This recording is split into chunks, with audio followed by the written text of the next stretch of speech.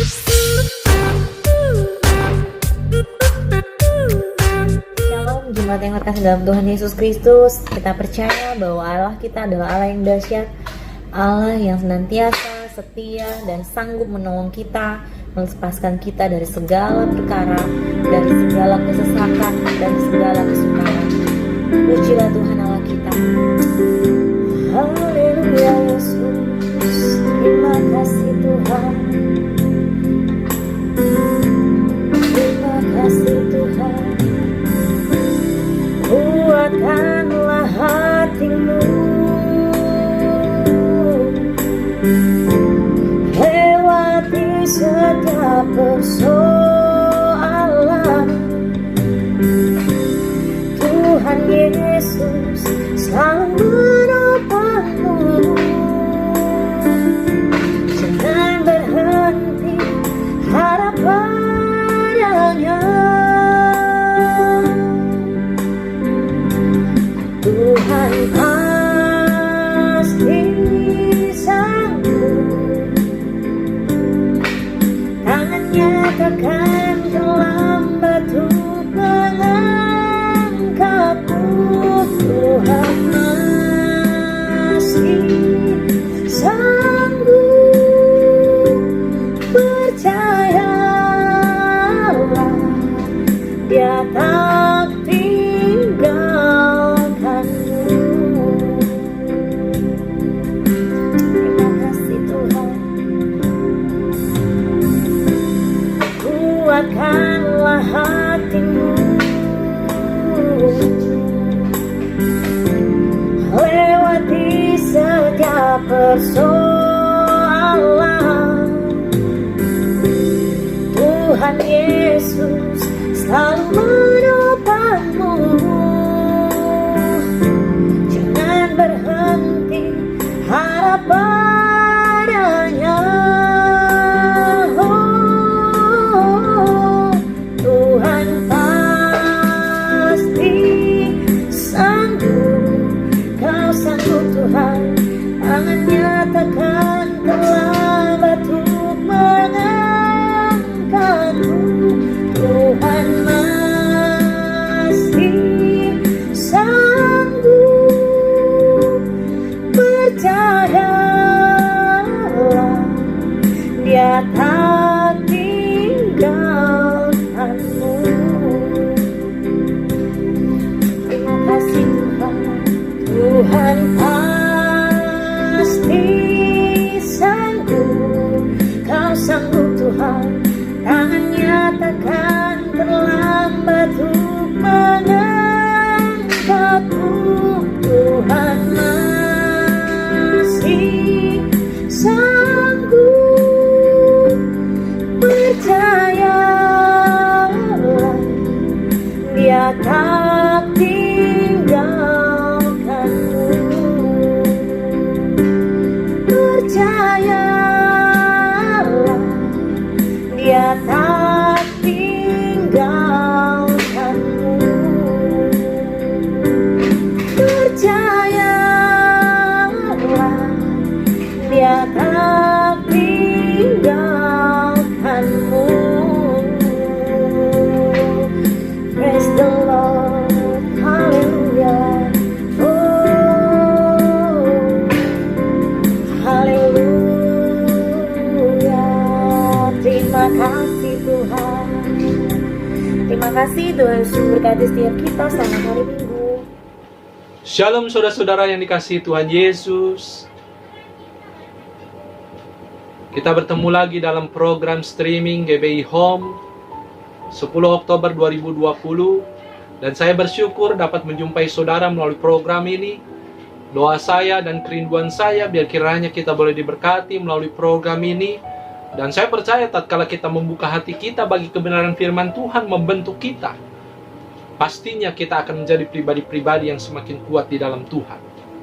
Hari ini kita berbicara tentang hal yang menarik, yang luar biasa, yang tentunya akan memberkati kita semua, dengan satu judul atau tema, hidup dalam kasih mula-mula.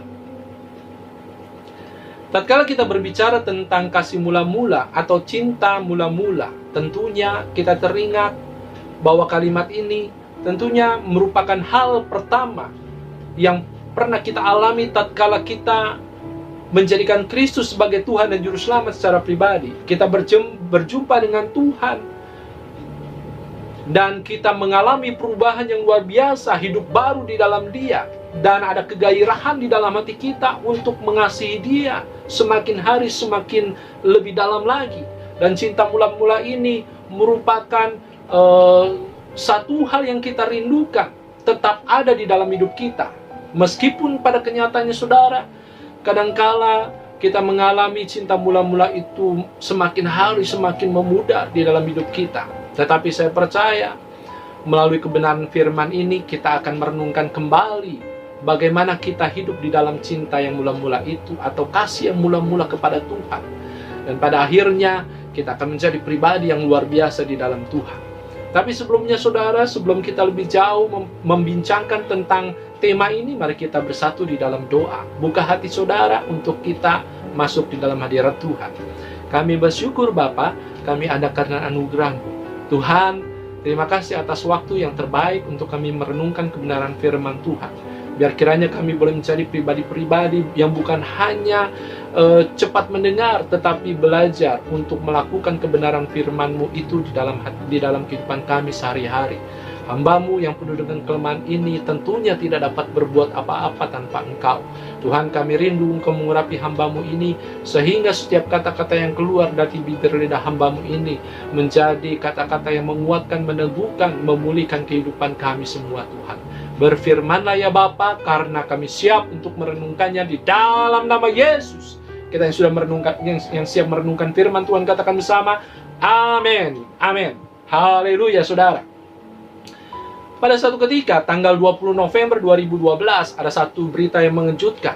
Berita yang membuat kita terkesima tatkala kita membacanya. Seorang hamba Tuhan yang berumur 36 tahun yang bernama Isaac Hunter, seorang gembala dan juga seorang pendiri mega church di gereja Summit Church, Orlando, Amerika Serikat, menyatakan satu pernyataan yang luar biasa, mengagetkan, teristimewa jemaatnya. Karena apa? Pada saat itu, ia memutuskan untuk mengundurkan diri, dan alasannya yang membuat kaget adalah karena ia memiliki hubungan gelap dengan salah satu anggota staf gerejanya. Dan pada tanggal 10 Desember 2013 ada berita yang lebih mengejutkan lagi, dan ini merupakan berita yang membuat orang bukan hanya terkesima, sedih saudara. Karena apa? Karena hamba Tuhan ini mengakhiri hidupnya dengan cara bunuh diri. Saudara, kadangkala pada saat kita mendengar ada seorang hamba Tuhan yang jatuh, kita berkata dalam hati kita, mungkin dia tidak dekat dengan Tuhan. Tetapi sesungguhnya saudara, kejatuhan seorang hamba Tuhan adalah sesuatu yang bisa terjadi tatkala kita mengandalkan kekuatan kita sendiri. Dan predikat hamba Tuhan yang jatuh itu merupakan predikat yang menakutkan bagi anak-anak Tuhan. Karena pada umumnya saudara, sebutan itu erat kaitannya dengan apa? Dengan kejatuhan dalam dosa seksual atau penyalahgunaan keuangan. Dan kita tahu bahwa dosa-dosa seperti itu adalah dosa-dosa yang sukar diampuni oleh jemaat, sehingga seorang hamba Tuhan yang jatuh karena dosa-dosa tersebut, besar kemungkinannya dia tidak dapat bangkit kembali menjadi hamba Tuhan yang dipakai Tuhan. Walaupun Tuhan adalah Allah yang luar biasa, sanggup memulihkan setiap pribadi yang mau datang kepada Dia. Tetapi sesungguhnya saudara, tatkala kita berbicara hamba Tuhan yang jatuh, kita hanya terfokus dengan hal-hal yang berhubungan tentang dosa-dosa seksual atau dosa-dosa karena keuangan, atau mungkin dosa karena kekuasaan yang dilakukan atau yang dicapai oleh seorang hamba Tuhan dengan cara yang tidak benar. Tetapi sesungguhnya tuh saudara, hamba Tuhan yang telah jatuh itu juga bisa dikarenakan karena hamba Tuhan itu meninggalkan kasih yang mula-mula. Mungkin saudara akan berkata, apa iya orang yang meninggalkan kasih mula-mula adalah orang yang sedang jatuh di dalam Tuhan? Untuk itu saudara, mari kita renungkan firman Tuhan yang terdapat di dalam Wahyu 2 ayat 1 sampai dengan 7. Satu perikop dengan judul kepada jemaat di Efesus. Wahyu 2 ayat 1 sampai dengan 7. Saya akan bacakan buat saudara. Kepada jemaat di Efesus, tuliskanlah kepada malaikat jemaat di Efesus. Inilah firman Dia yang memegang ketujuh bintang itu di tangan kanannya dan berjalan di antara ketujuh kaki Dia emas itu. Aku tahu segala pekerjaanmu, baik jeripayamu maupun ketekunanmu. Aku tahu bahwa engkau tidak dapat sabar terhadap orang-orang jahat, bahwa engkau telah mencobai mereka yang menyebut dirinya rasul, tetapi sebenarnya tidak demikian, bahwa engkau telah mendapati mereka pendusta. Dan engkau tidak sabar, dan engkau tetap sabar dan menderita oleh karena namaku, dan engkau tidak mengenal lelah. Namun demikian aku mencela engkau, karena engkau telah meninggalkan kasih yang semula. Sebab itu ingatlah betapa dalamnya engkau telah jatuh. Bertobatlah dan lakukanlah apa yang semula engkau lakukan. Jika tidak demikian, aku akan datang kepadamu dan aku akan mengambil kaki dianmu dari tempatnya, jikalau engkau tidak bertobat. Tetapi ini yang ada padamu, yaitu engkau membenci segala perbuatan pengikut-pengikut Nikolaus yang juga kubenci. Siapa bertelinga hendaklah ia mendengarkan apa yang dikatakan Roh kepada jemaat-jemaat. Barang siapa menang, dia akan kuberi makan dari pohon kehidupan yang ada di Taman Firdaus. Amin buat firman Tuhan. Saudara, ini adalah suratan yang ditulis oleh Yohanes tatkala ia ada di tempat pengasingan, dan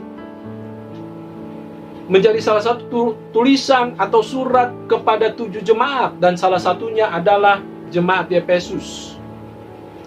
Kalau kita melihat di sini di dalam Wahyu 2 ayat yang kelima berkata, sebab itu ingatlah betapa dalamnya engkau telah jatuh, bertobatlah dan lakukanlah lagi apa yang semula engkau lakukan. Jika tidak demikian, aku akan datang kepadamu dan aku akan mengambil kaki dianmu dari tempatnya, jika engkau tidak bertobat.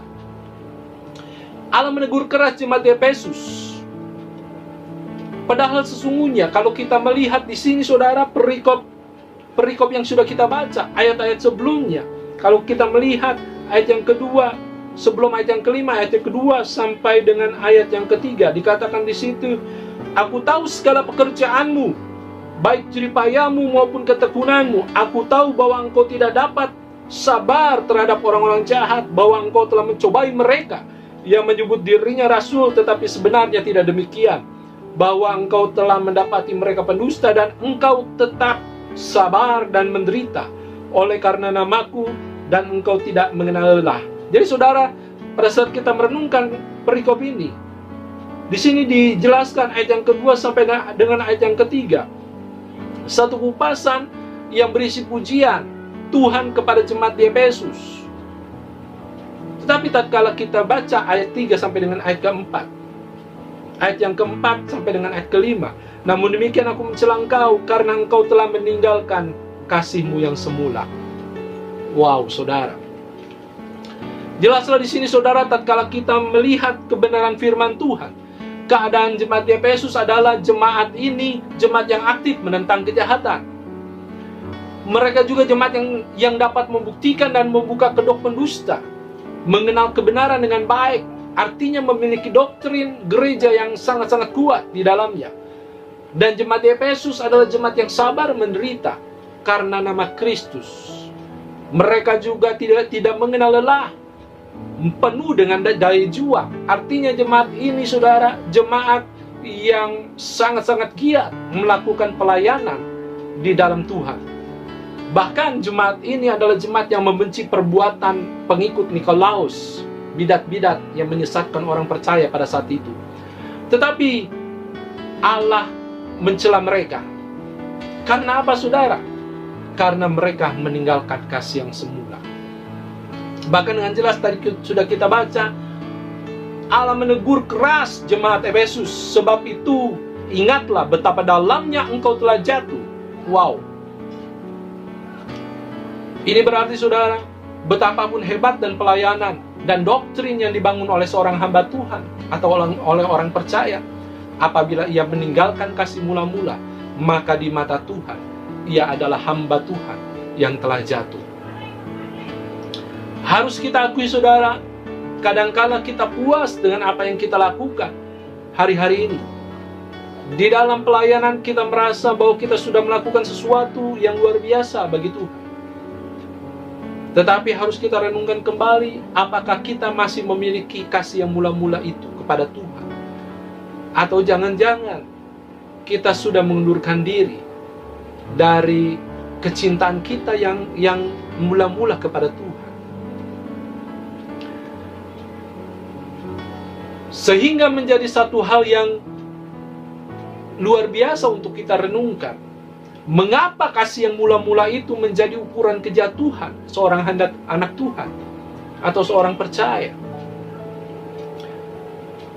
Yang pertama, saudara, untuk kita renungkan bersama, karena seseorang yang telah kehilangan kasih yang mula-mula tidak lagi menempatkan Allah menjadi fokus penyembahan dan pelayanannya. Orang yang kehilangan kasih yang mula-mula tidak lagi menempatkan Allah sebagai fokus utama dalam penyembahan dan pelayanannya. Mungkin orang itu masih giat melayani di dalam gereja. Mungkin ia masih terlibat dalam usher, dalam singers atau MC, atau mungkin seorang pengkhotbah. Tetapi kalau ia kehilangan kasih yang mula-mula, sesungguhnya ia tidak lagi menempatkan Allah sebagai fokus utama dalam setiap apa yang dikerjakannya. Mari kita lihat lagi, saudara, jemaat di Efesus ini yang sudah diterangkan di dalam perikop yang sudah kita baca. Jemaat Efesus adalah jemaat yang didirikan dan dilayani oleh tokoh-tokoh hebat yang luar biasa. Jemaat ini didirikan oleh Paulus. Pada saat perjalanan yang misionaris yang kedua, Paulus bersama-sama dengan Priscilla dan Aquila, mereka datang ke Efesus dan mendirikan jemaat di sana. Dalam Kisah Rasul 18 ayat 19. Di sana juga pernah ada seorang pengkhotbah yang besar yang konon kabarnya memiliki karunia khotbah yang lebih unggul dari Paulus, yang bernama Apolos.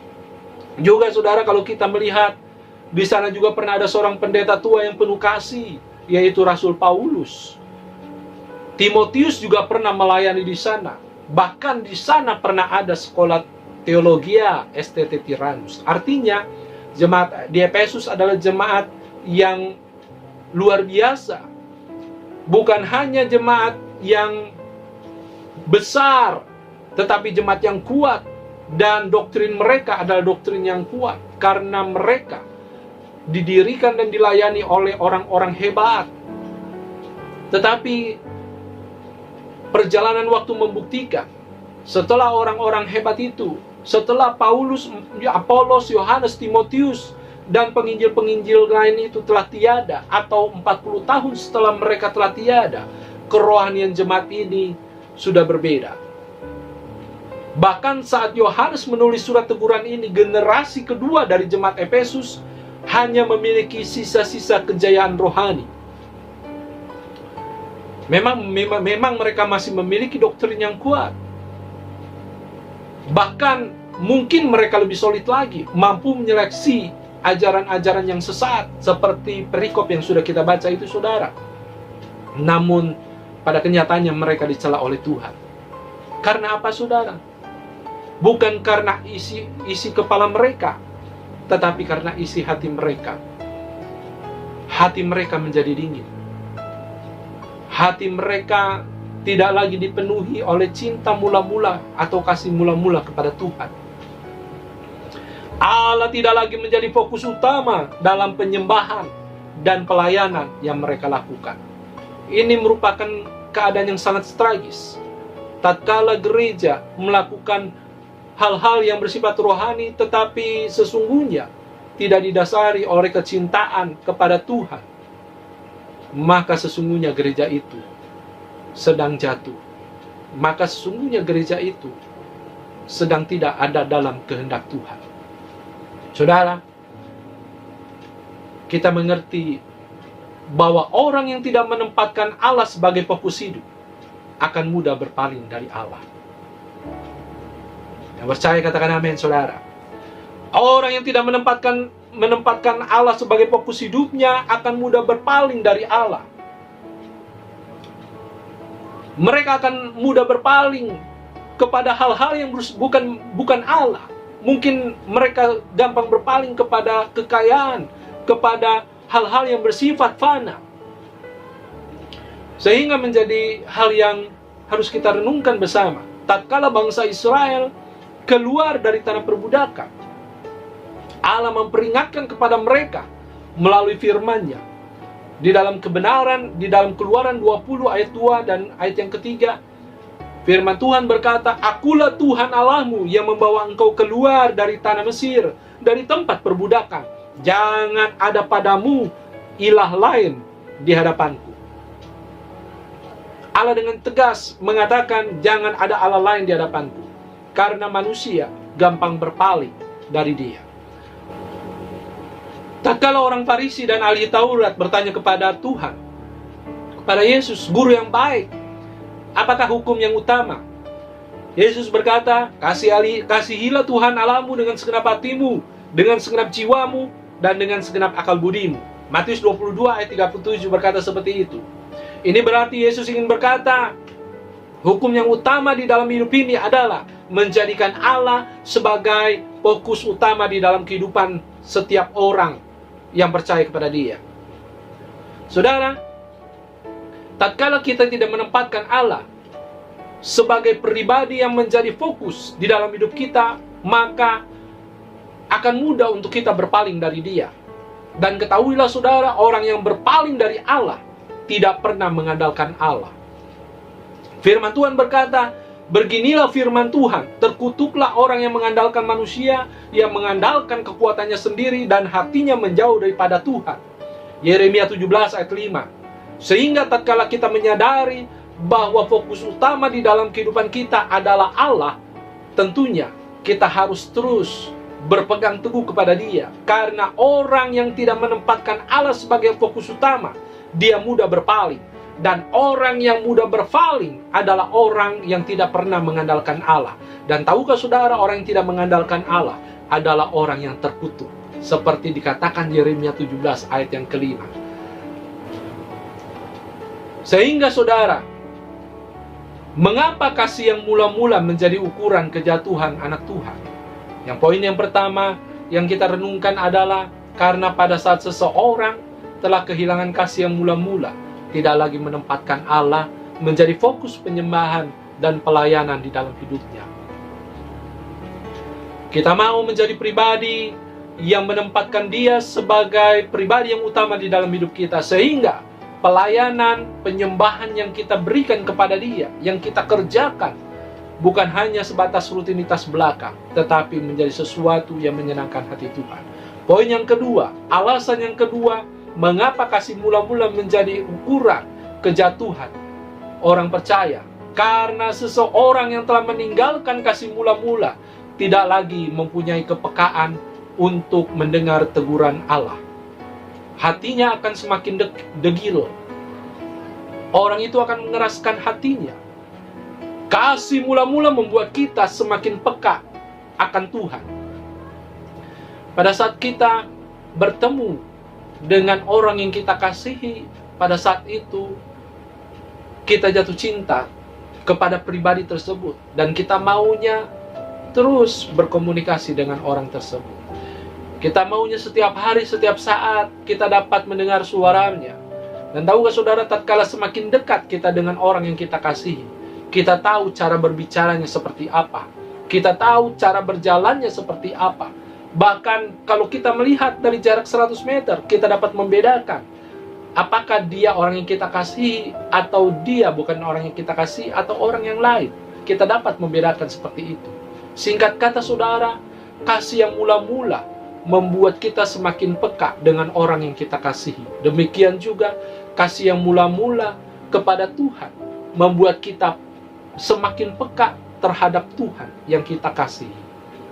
Maunya saudara, kita semakin dekat kepada Tuhan, semakin dekat kepada Tuhan. Kita lihat di sini saudara, ayat yang kedua dan ketiga dari perikop yang sudah kita baca. Ada pujian bagi jemaat di Efesus. Mereka tetap tegak berdiri di tengah badai pencobaan yang dihadapi. Apa saja badai pencobaan yang mereka hadapi? Yang pertama, mereka merupakan minoritas di tengah para penyembah berhala.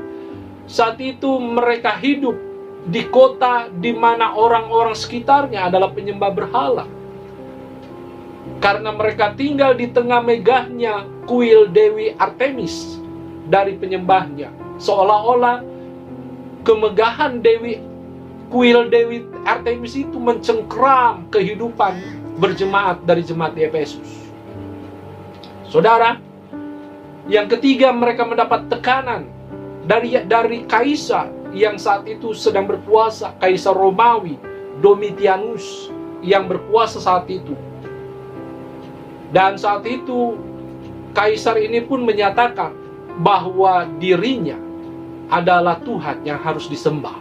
Tentunya ini menjadi satu pencobaan bagi mereka, karena mereka tidak menyembah manusia, mereka menyembah Allah yang hidup. Bahkan pada saat itu timbul bidat-bidat sesat yang dapat menyesatkan pengajaran yang mereka terima dari rasul-rasul, dari guru-guru yang sudah mereka yakini kebenarannya. Bidat-bidat seperti Nikolaus yang menekan dari dalam membuat mereka mengalami pencobaan demi pencobaan, tetapi toh mereka tetap berdiri, dan ini menjadi sesuatu yang membuat mereka dipuji oleh Tuhan. Tetapi pada saat ayat yang keempat dengan kelima itu ditegaskan oleh Tuhan bahwa Tuhan menegur keras jemaat di Efesus. Kalau kita melihat di ayat yang keempat, namun demikian aku mencela engkau. Namun demikian aku mencela engkau. Bahasa lain memiliki arti namun demikian aku melawan engkau. Artinya Tuhan seolah-olah memposisikan diri sebagai pribadi yang bertentangan dengan jemaat di Efesus. Ini menggambarkan bahwa jemaat tersebut tidak lagi memiliki kepekaan terhadap teguran yang diberikan Allah melalui Roh Kudus. Saya percaya saudara, Roh Kudus adalah pribadi yang sudah diutus bagi setiap orang yang percaya, juga bagi jemaat di Efesus. Kalau mereka tetap berdiri di tengah badai pencobaan, apakah Roh Kudus tidak memberikan kebenaran-kebenaran yang lain kepada mereka? Tentunya Roh Kudus memberikan kebenaran-kebenaran yang lain kepada mereka. Tentunya Roh Kudus menyertai orang yang percaya kepada mereka. Tetapi mereka, mengapa Tuhan tetap mencela mereka? Karena sesungguhnya kalau kita mendapati perikop ini, kita merenungkannya saudara, kita mendapat gambaran bahwa jemaat tersebut tidak lagi memiliki kepekaan terhadap teguran yang diberikan Allah melalui Roh Kudusnya. Bahkan mungkin kehadiran Allah tidak lagi menjadi sesuatu yang dirindukan. Dan ini menjadi sesuatu yang luar biasa saudara, menjadi sesuatu yang mengejutkan bagi kita. Tatkala gereja memiliki doktrin yang kuat tentang kebenaran firman Tuhan, tatkala gereja memiliki keteguhan untuk tetap percaya kepada Tuhan, tatkala gereja melakukan hal-hal yang berhubungan dengan kerohanian dan melakukannya dengan segenap kekuatan, itu menjadi sia-sia belaka. Semuanya itu menjadi sesuatu yang sia-sia belaka tatkala mereka kehilangan kasih mula-mula. Dan ini ditandai dengan hilangnya kepekaan untuk mendengar teguran daripada Allah. Ketika dosa masuk dalam kehidupan Adam dan Hawa, kasih mereka kepada Allah menjadi pudar, dan kehadiran Allah menjadi sesuatu yang dihindari, dan kepekaan terhadap Allah semakin menghilang dari mereka. Firman Tuhan berkata di dalam Kejadian 3:8, ketika mereka mendengar bunyi, yaitu Adam dan Hawa mendengar bunyi langkah Tuhan Allah yang berjalan-jalan dalam taman itu pada waktu hari sejuk, bersembunyilah manusia dan istrinya itu terhadap Tuhan Allah di antara pohon-pohonan dalam taman. Kita tidak menerima, tidak melihat kalimat ini di bagian-bagian yang lain dari kejadian sebelum mereka jatuh di dalam dosa. Tentunya kita percaya ada satu hubungan yang luar biasa antara Adam, Hawa, dan Tuhan Allah. Mereka memiliki kerinduan untuk bercengkrama, untuk bercakap-cakap dengan Allah secara langsung. Tetapi tatkala dosa membuat mereka jatuh, mereka tidak lagi menikmati kehadiran Allah. Bahkan pada saat Allah hadir, mereka bersembunyi, menghindari kehadiran Allah. Salah satu hal yang terjadi ketika kasih orang Kristen terhadap Allah melemah adalah mereka tidak lagi menikmati kehadiran Allah. Octavianus Winslow berkata seperti itu. Mari kita introspeksi terhadap diri kita. Apakah kita sudah tidak antusias lagi dengan kehadiran Allah? Atau kita tetap bersemangat untuk menanti kehadiran Dia? Kalau saat ini mungkin kita tidak punya kegairahan lagi untuk mencari hadirat Tuhan. Mungkin ini menandakan bahwa kita tidak peka lagi terhadap Tuhan. Mungkin ini menandakan bahwa kita kehilangan kasih mula-mula kepada Tuhan. Maka yang harus kita lakukan adalah kita bertobat kepada Tuhan saat ini. Karena sesungguhnya kita harus hidup di dalam kasih yang mula-mula kepada Dia. Poin yang ketiga, mengapa kasih mula-mula menjadi ukuran kejatuhan orang percaya? Karena seseorang yang telah meninggalkan kasih mula-mula tidak lagi mempunyai kesukaan terhadap hal-hal yang bersifat kekal. Saudara, tidak adanya kasih mula-mula membuat seseorang melakukan hal-hal rohani hanya sebatas rutinitas belaka yang membosankan. Firman Tuhan di dalam 2 Timotius 3 ayat 5. Secara lahiriah mereka menjalankan ibadah mereka, tetapi pada hakikatnya mereka memungkiri kekuatannya. Jauhilah mereka itu.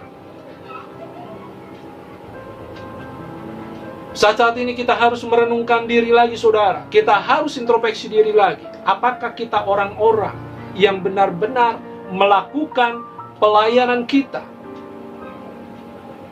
dengan kasih yang mula-mula kepada Tuhan? Atau kita melakukannya hanya sebatas rutinitas belaka? Dan kalau kita melakukannya hanya sebatas hal-hal yang bersifat rutin, mari kita kembali kepada Tuhan. Kita kembali minta kepada Tuhan untuk Tuhan menggairahkan hidup kita kembali, menggairahkan hati kita kembali untuk mengasihi Dia, supaya apa yang kita kerjakan tidak hanya sebatas hal-hal yang bersifat rutin, tetapi kita melakukannya dengan segenap hati kita. Jadi saudara, poin yang ketiga ini menjadi sesuatu yang harus kita renungkan. Orang yang telah meninggalkan kasih mula-mula tidak lagi mempunyai kesukaan terhadap hal-hal yang bersifat kekal. Mungkin secara kasat mata mereka adalah orang-orang yang masih aktif melayani hal-hal yang bersifat rohani. Tetapi sesungguhnya mereka adalah pribadi-pribadi yang memungkiri kekuatan dari pelayanan yang mereka kerjakan. Juga saudara, kita mengerti tidak adanya kasih mula-mula membuat seseorang melakukan pelayanan untuk memuaskan keinginannya sendiri. Orang yang tidak memiliki kasih mula-mula kepada Tuhan adalah orang yang mengejar keuntungan melalui pelayanan yang dikerjakan olehnya. Seorang hamba Tuhan bertemu dengan seorang pelukis yang sederhana, bahkan pelukis ini pun hanya tamatan SD, tetapi hamba Tuhan itu terpesona dengan hasil karya dari pelukis itu. Hamba Tuhan itu kagum atas keindahan hasil dari pelukis itu, dan dia berkata kepada pelukis itu, "Bapak, kenapa hasil karya Bapak tidak Bapak jual? Kalau Bapak jual pasti memiliki hasil yang luar biasa tingginya, karena hasil Bapak sungguh amat indah." Sambil melotot, pelukis itu berkata kepada hamba Tuhan itu, "Saya ini bukan tukang lukis. Saya adalah seniman lukis. Saya melukis bukan untuk mencari uang." Dan pada akhirnya hamba Tuhan itu terkesima dengan jawaban pelukis itu. Sambil pulang, dia merenungkan apa yang dikatakan pelukis itu. Sesungguhnya dia berkata dalam hatinya, banyak orang yang menjadi hamba Tuhan. Mungkin dia bukan pengkhotbah dari kebenaran firman Tuhan. Dia hanya sekedar tukang khotbah. Artinya, dia melakukan pekerjaan yang menjadi bagiannya sebagai pengkhotbah, hanya mencari keuntungan belaka bagi hidupnya, tetapi tidak memiliki tujuan untuk menyelamatkan jiwa, untuk menyenangkan hati Tuhan. Saudara, kalau kita tidak memiliki kasih mula-mula kepada Tuhan, itu membuat kita melakukan pelayanan, kita melakukan hal-hal yang bersifat rohani hanya untuk memuaskan keinginan kita belaka, hanya untuk memuaskan ego kita belaka. Artinya kita hanya melakukan hal-hal yang bersifat rohani hanya untuk mencari keuntungan. Tetapi sebaliknya, tatkala kita memiliki cinta yang mula-mula atau kasih yang mula-mula di dalam diri kita kepada Tuhan, kita akan melakukan segala sesuatu dengan segenap hati kita hanya untuk kemuliaan nama Tuhan. Firman Tuhan berkata di dalam Roma 16 ayat 18, sebab orang-orang yang demikian tidak melayani Kristus Tuhan kita, tetapi melayani perut mereka sendiri, dan dengan kata-kata mereka yang muluk-muluk dan bahasa mereka yang manis, mereka menipu orang-orang yang tulus hatinya. Saya percaya kita adalah orang-orang yang berusaha untuk menjadi pelayan-pelayan yang memiliki hati yang tulus. Dan untuk memiliki hati yang tulus, kita harus terus menjaga kasih yang mula-mula itu di dalam diri kita. Sehingga tatkala kita masih memiliki kasih yang mula-mula, kita mengerjakan segala sesuatu karena kita mengasihi Tuhan dan memuliakan nama Dia melalui pelayanan yang kita kerjakan. Pada akhirnya, saudara, perenungan hari ini memberikan kita pemahaman kembali bahwa kita dapat jatuh ketika kasih mula-mula tidak ada di dalam hidup kita. Kasih mula-mula itu yang menginspirasi hidup kita menjadi pribadi yang antusias, bergairah untuk melakukan sesuatu bagi kemuliaan nama Tuhan. Bukan untuk diri kita sendiri, tetapi untuk kemuliaan nama Tuhan. Tetapi tatkala kasih itu semakin hari semakin memudar di dalam diri kita, kita melakukan segala sesuatu bukan lagi karena kecintaan kita kepada Tuhan, tetapi kita melakukan segala sesuatu untuk memuaskan diri kita sendiri. Sehingga ini yang menjadi penyebab mengapa kasih mula-mula menjadi ukuran kejatuhan anak Tuhan. Karena yang pertama, kasih mula-mula itu menjadi ukuran kejatuhan anak-anak Tuhan. Pada saat seseorang kehilangan kasih yang mula-mula, ia tidak lagi menempatkan Allah sebagai fokus penyembahan dan pelayanannya. Dan yang kedua, ia tidak lagi mempunyai kepekaan untuk mendengar teguran Allah. Artinya, dia tidak lagi memiliki kesediaan diri untuk dibentuk seperti yang Tuhan mau. Dan yang ketiga, ia tidak lagi mempunyai kesukaan terhadap hal-hal yang bersifat kekal. Hari ini mari kita mengintrospeksi diri kita. Apabila kita masih melakukan penyembahan dan pelayanan yang tidak memiliki tujuan untuk menyukakan hati Tuhan, mari kita benahi diri kita untuk kita memohon kepada Tuhan supaya kasih itu, kasih yang mula-mula, tetap ada di dalam diri kita, sehingga kita memiliki roh yang menyala-nyala untuk melakukan hal yang berkenan kepada Tuhan. Biar kiranya kebenaran firman ini menjadi kekuatan untuk kita lebih dalam lagi mengasihi Dia. Amin buat firman Tuhan. Mari kita berdoa. Terima kasih Bapa atas kebenaran firman Tuhan yang sederhana, yang memberikan pemahaman kepada kami untuk kami boleh menjaga kasih yang mula-mula itu kepada Tuhan. Supaya kami tidak memiliki tawar hati Tuhan tatkala kami melakukan hal-hal yang berhubungan dengan kekekalan Tuhan. Kami mengerjakannya dengan hati yang mengasihi Tuhan. Tuhan, biar kiranya kami menjadi pribadi-pribadi yang semakin kuat di dalam Tuhan. Kalau saat ini Engkau mendapati kami memiliki kasih yang mula-mula telah pudar di dalam hati kami. Tuhan, biar kiranya Roh Kudus-Mu sendiri memberikan kegairahan itu Tuhan, memberikan kembali kasih yang mula-mula itu di dalam diri kami, supaya kami menjadi pribadi yang semakin bergairah melakukan hal yang berkenan kepada Tuhan. Terima kasih atas kebenaran firman-Mu, biar firman-Mu tetap menjadi kekuatan yang meneguhkan hidup kami. Di dalam nama Tuhan Yesus, kiranya sudah diberkati Tuhan, katakan bersama, amin. Terima kasih saudara atas waktu yang sudah saudara luangkan bagi perenungan firman Tuhan hari ini.